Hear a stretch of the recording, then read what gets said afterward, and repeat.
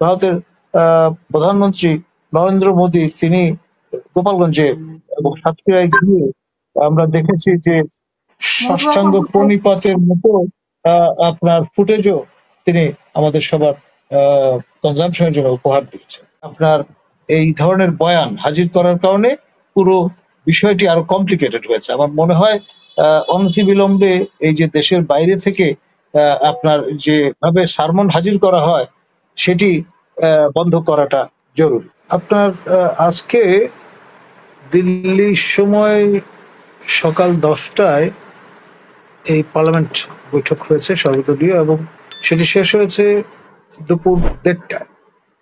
এবং তারপরে যেটি আমরা দেখেছি যে সবাই মুখে কুলু পেটেছেন, অর্থাৎ কোনো অবস্থায় কেউ কোনো প্রেস ব্রিফিং এ যাননি বা কোনো রকমের কোট করার মতো কোনো বার্তা হাজির করেন।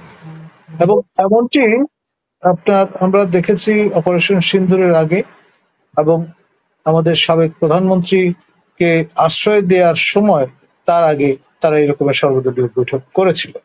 তো ফলে এটা নানান রকম স্পেকুলেশনের জন্ম দিয়েছে। যতক্ষণ পর্যন্ত ফর্মাল আমরা ব্রিফিং না পাচ্ছি ততক্ষণ পর্যন্ত এই বিষয়ে এর চেয়ে বেশি আর কিছু বলার সুযোগ আছে বলে আমি মনে করি না। ধন্যবাদ। গোপালগঞ্জের ক্ষেত্রে মানে আপনার কাছে, আর তাছাড়া আজকে যে ঘটনাটা, সেই ঘটনার ব্যর্থতা হিসেবে আপনি কি দেখছেন? গোপালগঞ্জের যে ঘটনাটা যদিও সারার ভাই অনেক সুন্দর করে বলেছেন, তো তারপরেও আপনার কাছে কোনো তথ্য আছে কিনা? যে তথ্যগুলো আমরা সোশ্যাল মিডিয়াতে শুনতে পাচ্ছি, অনেক ধরনের গুজব শুনতে পাচ্ছি বা সত্যই শুনতে পাচ্ছি, কোনটা সত্য কোনটা গুজব আমরা ঠিক জানি না। তো আপনার কাছে কোনো তথ্য আছে কিনা? গোপালগঞ্জের যে সেন্সিটিভিটি, এটা শুধুমাত্র আমাদের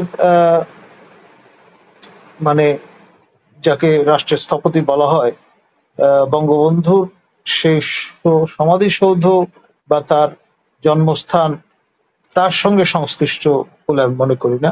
এখানে সনাতন ধর্মাবলম্বী জনগোষ্ঠীর যে আপনার প্রপোর্শন সেটি 27%। তার মধ্যে একটা বড় অংশ তারা মথুয়া সম্প্রদায়ের মানুষ, এবং মথুয়া সম্প্রদায় বা এই মুভমেন্ট এক ধরনের রিফর্মিস্ট মুভমেন্টের মতো প্রায় 100 বছর ধরে এটি আপনার বিকশিত হয়েছে।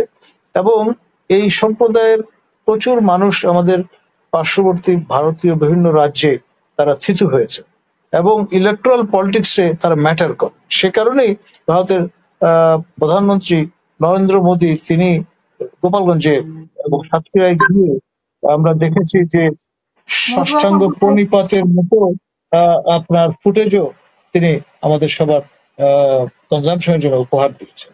ফলে এই যে সেন্সিটিভিটিটা আছে সেটা আমার ধারণা জেলা প্রশাসন ধর্তব্যের মধ্যে নেননি, এবং না নেওয়ার কারণে খেয়াল করে দেখেন ব্রিটিশ রাজ বলুন, পাকিস্তান আমল বলুন, বাংলাদেশের পুরো আমল বলুন, সবসময় মাঠ প্রশাসন যেটি করেন আপনার কোনো গোলযোগের আশঙ্কা দেখলে তারা কিন্তু 164 ধারা জারি করে।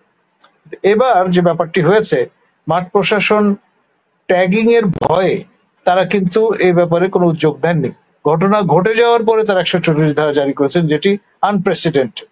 আমি বলবো এরপর সান্ধ্য আইন এবং তার এক্সটেনশন এবং নানান রকম ভাবে বিষয়টাকে এমন জায়গায় নিয়ে যাওয়া হয়েছে, এবং শেষ পর্যন্ত আবার শ্রীমান পিনাকি ভট্টাচার্য এমন এক রুলস অফ এঙ্গেজমেন্ট হাজির করেছেন যে 1 মাস সময় ধরে এখানে নানান রকমের কোস্ট আর্থ পলিসি পার্সু করতে হবে, পোড়ামাটি নীতি অবলম্বন করতে হবে, ঔষধ, নিত্যপণ্য, খাবার, বিদ্যুৎ, পানি, গ্যাস সব বন্ধ করে দিতে হবে, এবং গোপালগঞ্জবাসীকে একটা ট্রিট করতে হবে। এবং এর প্রতিক্রিয়া খেয়াল করে দেখেন, আমি গোপালগঞ্জ বিএনপির সভাপতি আপনার মঞ্জু খাঁকে ব্যক্তিগতভাবে চিনি, এবং জামাত নেতৃবৃন্দ যারা আছে সবাই কিন্তু ক্ষুব্ধ প্রতিক্রিয়া ব্যক্ত করেছে।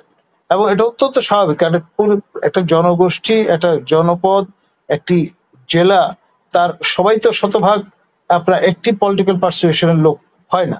এখানে সকল মত পথের মানুষ থাকে, আপনি সবাইকে শাস্তি দেওয়ার প্রত্যয় ব্যক্ত করবেন কেন? এই যে দায়িত্ব জ্ঞানহীন, কাণ্ড জ্ঞানহীন আপনার এই ধরনের বয়ান হাজির করার কারণে পুরো বিষয়টি আরো কমপ্লিকেটেড হয়েছে। আমার মনে হয় অনতিবিলম্বে এই যে দেশের বাইরে থেকে আপনার যেভাবে সারমন হাজির করা হয় সেটি বন্ধ করাটা জরুরি। ধন্যবাদ।